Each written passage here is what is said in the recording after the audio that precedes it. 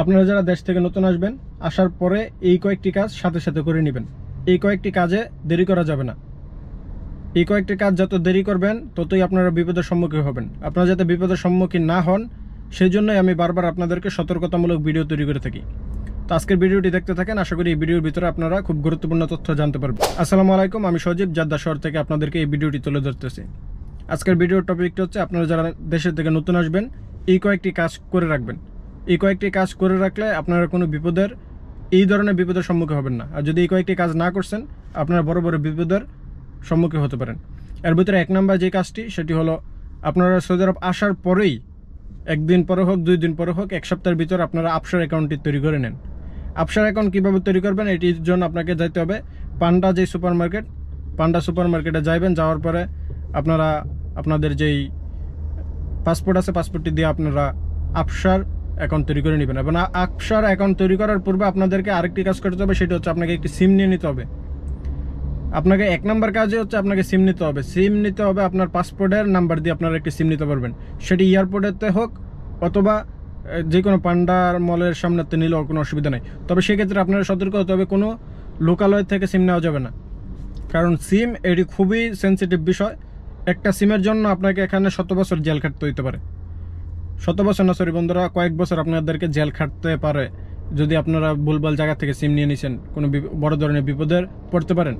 তো আপনারা সিম নেওয়ার ক্ষেত্রে খুবই সতর্ক থাকবেন। সিম নেওয়ার ক্ষেত্রে আপনারা যদি এসটিসি সিম নেন অথবা জেন সিম নেন অথবা মোবাইল সিম নেন, যেই কোনো কোম্পানির সিম নেন, সেক্ষেত্রে তাদের মেইন অফিস থেকে সিমটি নেওয়ার চেষ্টা করবেন। এবং মেইন অফিসে যখন আপনি সিম নিতে যাবেন তারাই কিন্তু আপনাকে আফসার অ্যাকাউন্ট করে দেবে আপনি যদি নতুন থাকেন।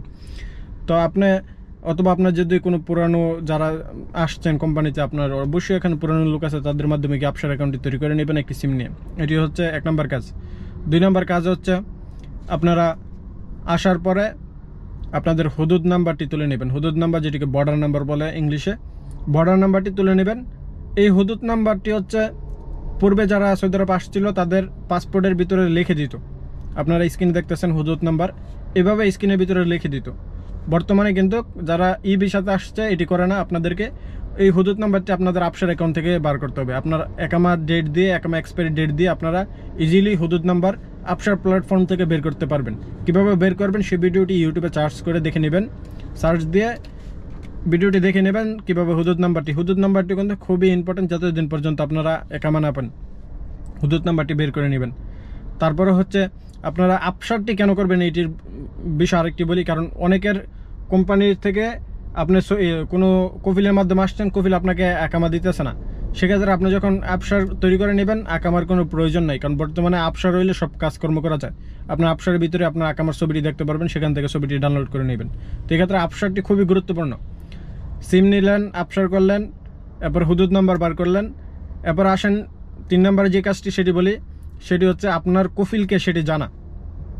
এটি খুবই গুরুত্বপূর্ণ, আপনার কফিলকে সেটি জানা। আপনি আসার পর দেখা যাচ্ছে আপনি কোনো বাঙালির মাধ্যমে আসছেন বা আপনার কোনো নিকটিত আত্মীয় স্বজনের মাধ্যমে আসছেন, যেভাবে হোক আপনি সৌদি আরব আসছেন, যারা কোম্পানিতে আসছেন তাদের কোনো প্রয়োজন নেই কফিলকে জানার, কারণ এটা আপনার কোনো কাজেই আসবে না। কোম্পানির কফিলকে এটা কেউই জানতে পারবে না, মানে এত বড় বড় কোম্পানির কফিল বার করা কারো পক্ষে পসিবল না। তো কোম্পানিতে আসলে কফিলকে জানার দরকার নেই। যদি মুয়াসসাসাতে আসেন, ছোটো ছোটো মুয়াসসাসা, সেগুলোতে আপনি কফিলকে সেটি খুঁজে বের করে নেবেন।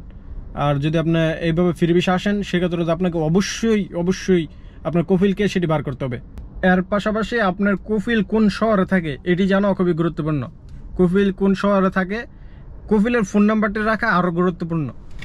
এই যে কয়েকটি কাজ বলতেছি এগুলো খুবই গুরুত্বপূর্ণ কাজ। আপনারা অবশ্যই আসার পরে 1 দিন হোক 2 দিন হোক 1 মাসের ভিতরে এই কাজগুলো করার চেষ্টা করবেন। আপনি আসার পরে কফিলের নাম্বারটি নিয়ে কফিলকে সরাসরি ফোন দিবেন না, কারণ আপনি আরবি বুঝবেন না।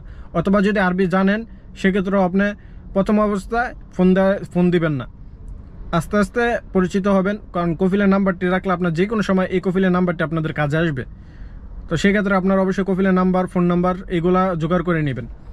আর শেষে যে কাজটি বলবো সেটি হচ্ছে আপনাদের একামা কোন শহর থেকে ইস্যু করা হয়েছে এটিও জানা খুবই গুরুত্বপূর্ণ।